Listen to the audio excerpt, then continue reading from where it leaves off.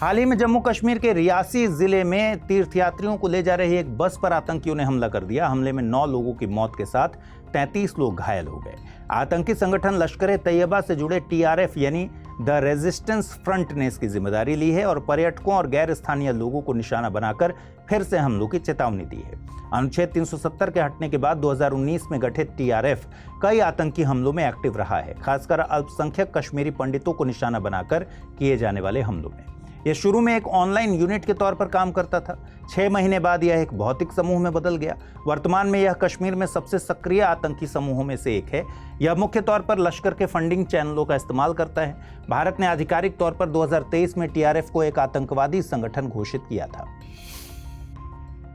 सुहेलवा वन्य जीव अभयारण्य उत्तर प्रदेश का 5वां टाइगर रिजर्व बनने जा रहा है। इसका ऐलान पीलीभीत टाइगर रिजर्व की 10वीं वर्षगांठ समारोह के दौरान किया गया। दरअसल सुहेलवा वन्य जीव अभयारण्य में बाघों की आबादी के सबूत मिलने के बाद ही इसे टाइगर रिजर्व बनाने की बात शुरू हो गई थी। पीलीभीत, अमनगढ़, रानीपुर और बिजनौर के बाद यह राज्य का 5वां बाघ अभयारण्य होगा। सुहेलवा वन्य जीव अभयारण्य 452 स्क्वायर किलोमीटर में फैला है।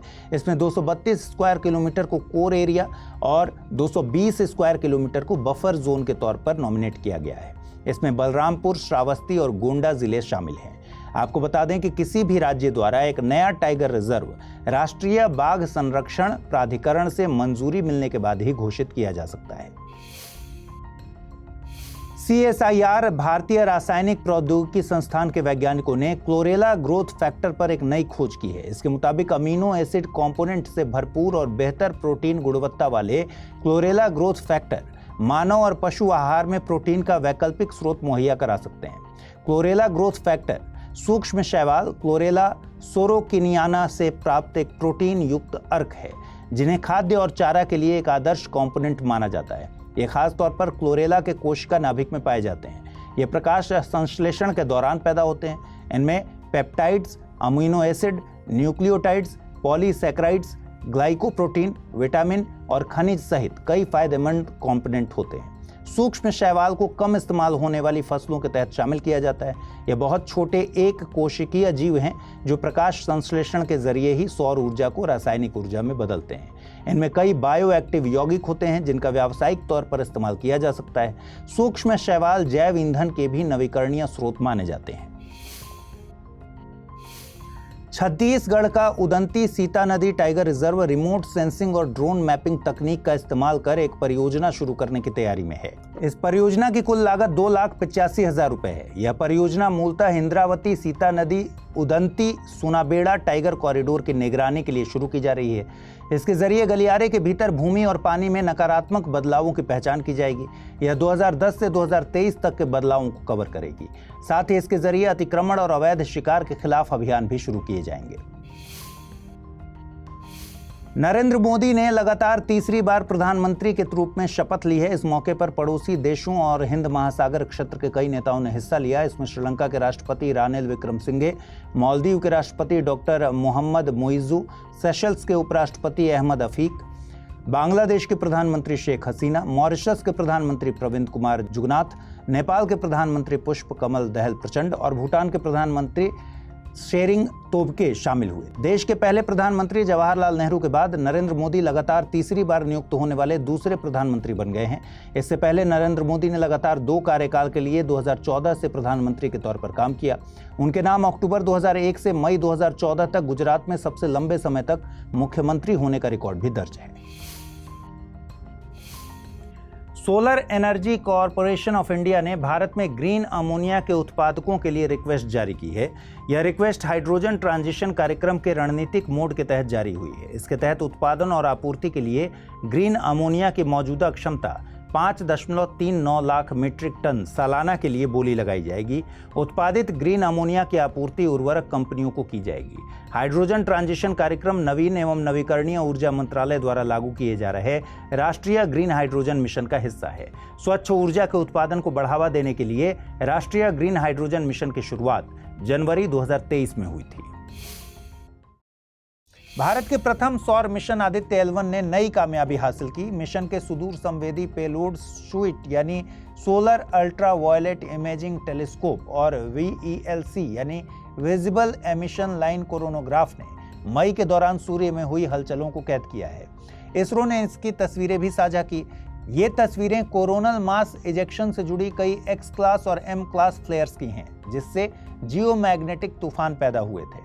इन तस्वीरों से सौर तूफानों, ऊर्जा वितरण, सूर्य धब्बों की स्टडी करने, अंतरिक्ष मौसम को समझने और भविष्यवाणी करने, तरंग दैर्ध्य के बड़े रेंज में सोलर एक्टिविटी और अल्ट्रा वायलेट रेडिएशन की निगरानी करने के साथ साथ लॉन्ग टर्म सोलर डाइवर्सिटीज के अध्ययन में मदद मिलेगी।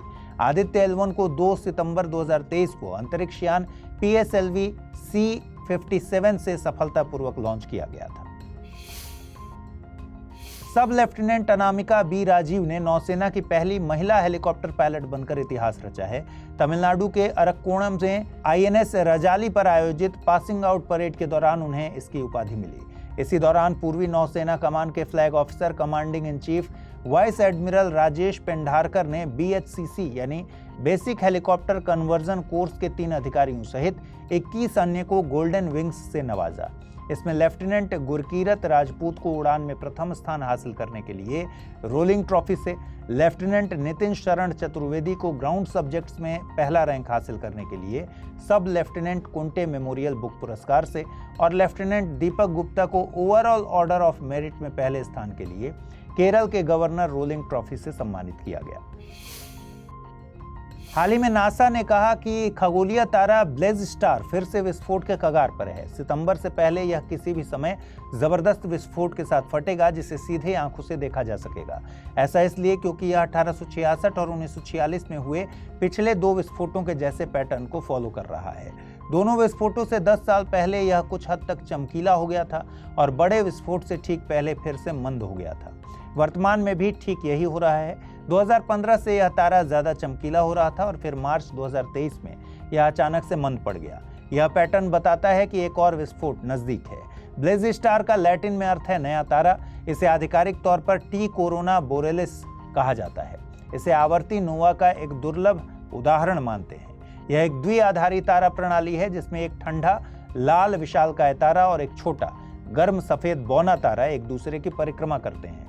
हर 80 साल में लाल विशालकाय तारा सफेद बौने की सतह पर पदार्थ को धकेलता है, जिससे विस्फोट होता है। हालांकि दूसरे तारे भी कुछ ऐसा ही करते हैं, पर इतने कम समय के लिए नहीं।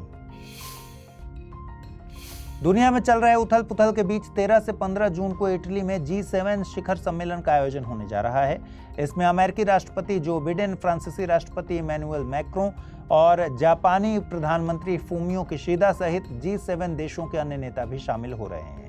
सम्मेलन में तकरीबन 1 दर्जन गैर G7 देश के नेताओं को भी बुलाया गया। इस बार के बैठक के एजेंडे में यूक्रेन को फंडिंग और समर्थन बढ़ाना, हमास इजराइल जंग, हिंद प्रशांत क्षेत्र में तनाव और प्रवासन शीर्ष पर है।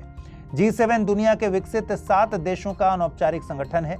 इसमें Canada, France, Germany, Italy, Japan, United kingdom और अमेरिका शामिल है। यूरोपीय संघ इसका स्थायी साझेदार है। सूचना और प्रसारण मंत्रालय ने अंतर्राष्ट्रीय योग दिवस मीडिया सम्मान के 3रे संस्करण का ऐलान किया। इसके तहत 3 श्रेणियों प्रिंट मीडिया, टेलीविजन और रेडियो में 22 भारतीय भाषाओं और अंग्रेजी में 33 सम्मान प्रदान किए जाएंगे। यह सम्मान भारत और विदेशों में योग के प्रचार प्रसार में मीडिया की अहम भूमिका की सराहना करता है। यह योग के अनेक फायदों को प्रोत्साहन देने में मीडिया की क्षमता और जिम्मेदारी को पहचान दिलाता है। अंतर्राष्ट्रीय योग दिवस मीडिया सम्मान की स्थापना जून 2019 में सूचना और प्रसारण मंत्रालय द्वारा की गई थी, जबकि पुरस्कारों का पहला संस्करण 7 जनवरी 2020 को आयोजित किया गया। मलावी के उपराष्ट्रपति सौलोस क्लॉस चिलिमा सहित 9 अन्य लोगों की एक विमान हादसे में मौत हो गई। इसे लेकर राष्ट्रपति चकवेरा ने मलावी में राष्ट्रीय शोक दिवस घोषित किया है। इससे पहले उपराष्ट्रपति को ले जा रहे विमान के लापता होने की खबर आई थी। विमान अचानक रडार से गायब हो गया था। इसके बाद विमान से जुड़े अधिकारियों ने विमान से संपर्क बनाने की कोशिश की, पर इसका पता लगाने में विफल रहे। खोज अभियान के बाद लापता विमान का मलबा जंगल में मिला, जिसमें कोई भी जीवित नहीं बचा था। 12 फरवरी 1973 को जन्मे चिलिमा प्रमुख मलावी राजनीतिज्ञ और बिजनेस एग्जीक्यूटिव थे। राजनीति में प्रवेश करने से पहले चिलिमा का निजी क्षेत्र में प्रतिष्ठित करियर था। फिर उन्होंने राजनीति में कदम रखा और जून 2020 में उपराष्ट्रपति बने।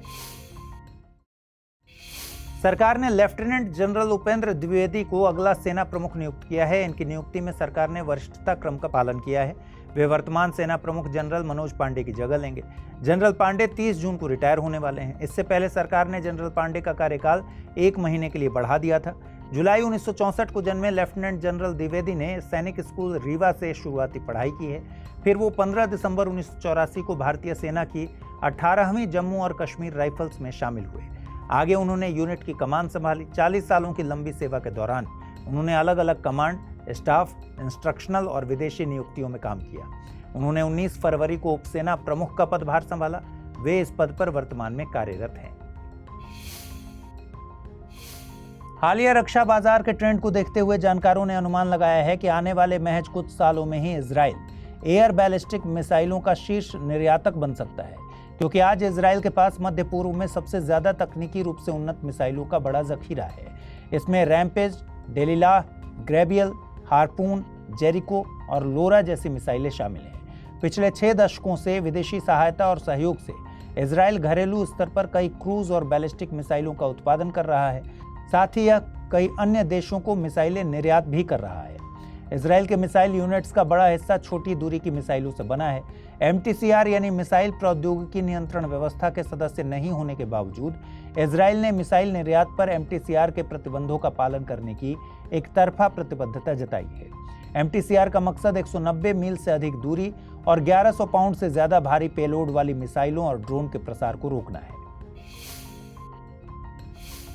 भारत और जापान की नौसेनाओं के बीच जापान के योकोसुका में द्विपक्षीय समुद्री अभ्यास जिमेक्स 2024 शुरू हो गया है। यह जिमेक्स का 8वां संस्करण है। इस अभ्यास में भारतीय नौसेना का प्रतिनिधित्व स्वदेशी स्टील्थ फ्रिगेट INS शिवालिक कर रहा है, जबकि Japan maritime self defence force का प्रतिनिधित्व गाइडेड मिसाइल विध्वंसक JS युगरी कर रहा है। इसके अलावा दोनों नौसेनाओं के इंटीग्रेटेड हेलीकॉप्टर भी इस संयुक्त अभ्यास में हिस्सा ले रहे हैं। इस अभ्यास में बंदरगाह और समुद्र दोनों चरण शामिल हैं। बंदरगाह चरण में पेशेवर, खेल और सामाजिक बातचीत शामिल है। इसके बाद समुद्री चरण में नौसेनाएं समुद्र में अपने युद्ध कौशल को आजमाएंगी। जिमेक्स की शुरुआत भारत और जापान की नौसेनाओं के बीच 2012 में हुई थी। यह दोनों देशों को एक दूसरे की सर्वोत्तम प्रथाओं से सीखने का मौका प्रदान करता है। संयुक्त राष्ट्र ने आधिकारिक तौर पर 2025 को क्वांटम विज्ञान और तकनीक का अंतर्राष्ट्रीय साल घोषित किया है। इस साल को इसलिए चुना गया क्योंकि यह क्वांटम फेनोमेनन्स के मैथमेटिकल फॉर्मुलेशन को विकसित करने के वर्नर हाइजेनबर्ग के प्रयासों की शताब्दी है।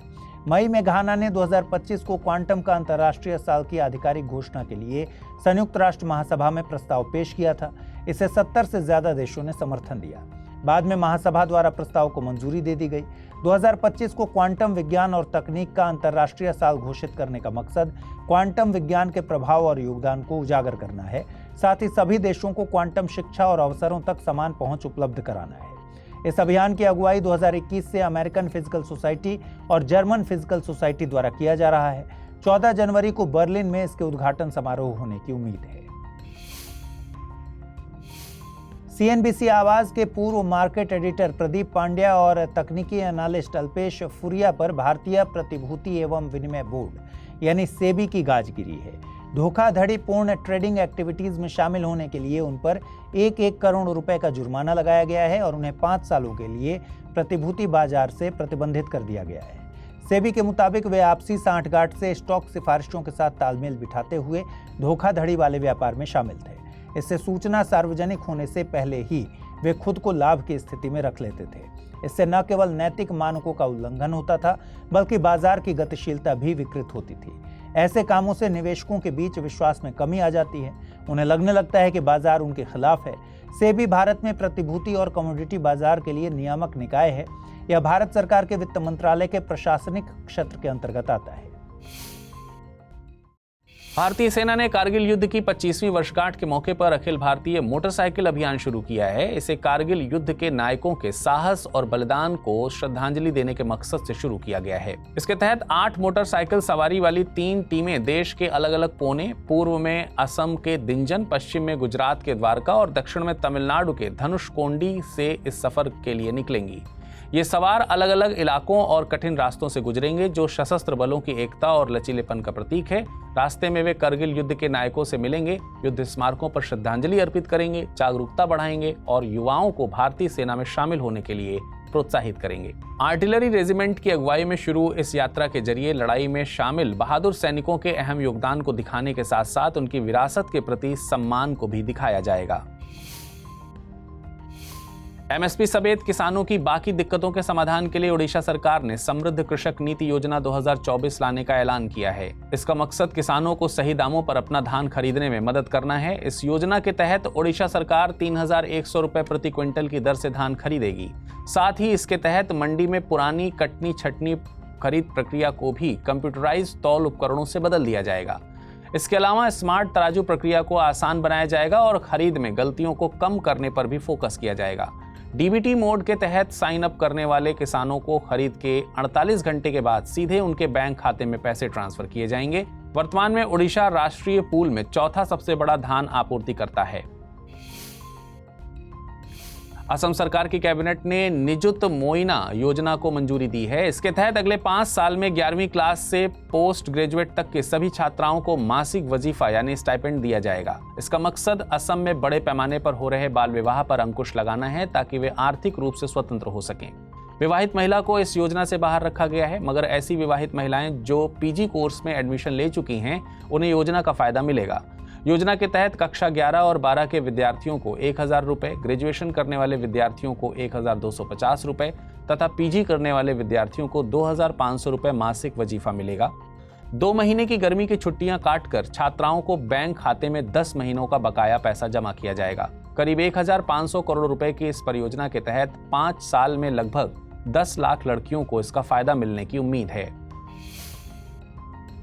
संसदीय कार्य मंत्री किरेन रिजिजू ने 18वीं लोकसभा का पहला सेशन 24 जून से शुरू होने का ऐलान किया है, जो कि 3 जुलाई तक चलेगा, जबकि 264वीं राज्यसभा का सत्र 27 जून से प्रारंभ होगा। लोकसभा का पहला सेशन इसलिए खास होता है क्योंकि इसमें ही निर्वाचित सदस्य शपथ लेते हैं। इसके साथ ही सदन के अध्यक्ष का चुनाव भी कराया जाता है। राष्ट्रपति द्वारा राज्यसभा और लोकसभा की संयुक्त सभा को संबोधित किया जाता है और अगले 5 सालों के लिए नई सरकार के रोडमैप की रूपरेखा पेश की जाती है। मौजूदा राष्ट्रपति द्रौपदी मुर्मू वर्तमान में सेशन के संयुक्त बैठक को 27 जून को संबोधित करेंगी। कनाडा की संघीय सरकार ने पोस्ट ग्रेजुएट वर्क परमिट यानी PGWP प्रोग्राम में कुछ अहम बदलाव करने का फैसला किया है। इसके लिए उसने प्रांतों के साथ राय मशविरा भी करना शुरू कर दिया है। इस बदलाव का मकसद मूलतः PGWP के लाभ के दायरे को सीमित करना है। 2018 की तुलना में 2023 में PGWP में 214% की बढ़ोतरी हुई है। इसमें 40% के आसपास भारत से हैं। ऐसे में इस बदलाव से कनाडा में बड़ी संख्या में भारतीय विद्यार्थी प्रभावित हो सकते हैं। PGWP एक लोकप्रिय कनाडाई सरकारी प्रोग्राम है। इसके तहत कनाडा के नामित शिक्षण संस्थानों से प्रोग्राम पूरा करने वाले अंतर्राष्ट्रीय विद्यार्थी कनाडा में अपने संबंधित क्षेत्रों में काम कर सकते हैं और एक्सपीरियंस हासिल कर सकते हैं। इसकी अवधि 8 महीने से लेकर 3 साल तक होती है, जो विद्यार्थी के स्टडी प्रोग्राम की अवधि द्वारा तय की जाती है। लंबित अदालती मामलों के समाधान में तेजी लाने के लिए केंद्रीय कानून मंत्रालय ने नई राष्ट्रीय मुकदमा नीति को मंजूरी दी है। इसका मकसद अदालत के सभी स्तरों पर त्वरित न्याय पर जोर देना और सरकार को कुशल तथा जिम्मेदार सरकार में बदलना है। इसमें अदालत के सभी स्तरों, सुप्रीम कोर्ट, उच्च अदालत, निचली अदालत, न्यायाधिकरण और उपभोक्ता अदालत आदि को शामिल किया जाता है। इसके तहत उच्च कानूनी लागतों को कम करने के साथ उन मामलों की संख्या को भी कम किया जाता है जिनमें सरकार एक पक्ष है। राष्ट्रीय मुकदमेबाजी नीति का मसौदा कई सालों से तैयार किया जा रहा था। इसके स्वरूप पर लगातार सरकारों द्वारा विचार विमर्श किया जा रहा था। आखिरकार इसे 2010 में तत्कालीन कानून मंत्री M वीरप्पा मोइली ने राष्ट्रीय मुकदमेबाजी नीति बनाई थी, मगर यह कभी आगे नहीं बढ़ पाई। कर्नाटक, महाराष्ट्र और गोवा पश्चिमी घाटों की सुरक्षा के लिए प्रस्तावित इको सेंसिटिव जोन को छोटा करने की मांग कर रहे हैं। ये विकास कार्यों को अनुमति देने के लिए प्रस्तावित इको सेंसिटिव जोन की सीमा में कटौती चाहते हैं। केंद्र द्वारा नियुक्त विशेषज्ञ पैनल ने पश्चिमी घाट के 56,825 स्क्वायर किलोमीटर क्षेत्र को इको सेंसिटिव जोन बनाने का प्रस्ताव दिया है। प्रस्ताव का पहला चरण मार्च 2014 में जारी किया गया था, लेकिन अब तक इस पर आम सहमति नहीं बन पाई है। पैनल ने राज्यों की मांगों पर विचार करने की बात कही है, पर उसने पारिस्थितिकी संरक्षण के सिद्धांतों और एक समान दृष्टिकोण से समझौता करने से इनकार किया है। भारत का पश्चिमी घाट प्रायद्वीपीय क्षेत्र के पश्चिमी तट के समानांतर चलती पहाड़ों की एक श्रृंखला है। यह उत्तर में तापी नदी से दक्षिण में कन्याकुमारी तक फैली है। यह गुजरात, महाराष्ट्र, गोवा, कर्नाटक, केरल और तमिलनाडु राज्यों से होकर गुजरती है। इसे यूनेस्को द्वारा विश्व धरोहर स्थल की सूची में शामिल किया गया है। यह दुनिया में जैव विविधता के 8 सबसे बड़े हॉटस्पॉट्स में से भी एक है। क्लाउड क्षेत्र की दिग्गज कंपनी ओरेकल क्लाउड ने भारत के 2 लाख विद्यार्थियों के प्रशिक्षण में मदद देने का ऐलान किया है। दरअसल ओरेकल क्लाउड और तमिलनाडु कौशल विकास निगम ने राज्य में छात्रों को रोजगार परक ट्रेनिंग प्रदान करने के लिए नान मधुलवन पहल के तहत एक खास प्रोग्राम शुरू किया है। इस प्रोग्राम के तहत यह company cloud, data science, artificial intelligence, machine learning, blockchain और अन्य उभरती तकनीकों में भारत के 2 लाख विद्यार्थियों के ट्रेनिंग में मदद करेगी। इस ट्रेनिंग के लिए तमिलनाडु के 900 से ज्यादा कॉलेजों के 60,000 से अधिक विद्यार्थियों ने रजिस्ट्रेशन कराया है। अहमदाबाद स्थित भौतिक अनुसंधान प्रयोगशाला यानी PRL के वैज्ञानिकों ने मंगल ग्रह पर 3 क्रेटर खोजे। इन्हें मंगल ग्रह पर थारिस ज्वालामुखी क्षेत्र में खोजा गया है। भौतिक अनुसंधान प्रयोगशाला की सिफारिश पर international astronomical union working group of planetary system nomenclature ने इन तीनों क्रेटर के नामकरण को मंजूरी दे दी है। इनमें एक क्रेटर का नाम प्रसिद्ध भारतीय भूभौतिकविद प्रोफेसर देवेंद्र लाल के नाम पर लाल क्रेटर रखा गया है। प्रोफेसर लाल 1972 से 1983 तक भौतिक अनुसंधान प्रयोगशाला के पूर्व निदेशक रह चुके हैं। दूसरे क्रेटर का नाम भारत के उत्तर प्रदेश के एक कस्बे के नाम पर मुरसन क्रेटर रखा गया है, जबकि तीसरे का नाम बिहार के एक शहर के नाम पर हिल्सा क्रेटर रखा गया है। केरल के मुख्यमंत्री पिनराई विजयन ने कांस ग्रैंड प्रिक्स विजेता All We Imagine As Light के कलाकारों और क्रू को सम्मानित किया। पायल कपाड़िया द्वारा निर्देशित इस फिल्म ने हाल ही में आयोजित अंतर्राष्ट्रीय कान फिल्म महोत्सव में प्रतिष्ठित ग्रैंड प्रिक्स पुरस्कार जीता था। इसी के साथ यह 3 दशकों में प्रतिष्ठित मुख्य प्रतियोगिता के लिए चुनी जाने वाली पहली भारतीय फिल्म बन गई। मुख्यमंत्री ने फिल्म में बेहतरीन अभिनय करने वाले कलाकारों कानी कुसुरुति, दिव्या प्रभा, थ्रेदु हारून और अजीज नेदुमंगत को सम्मानित किया।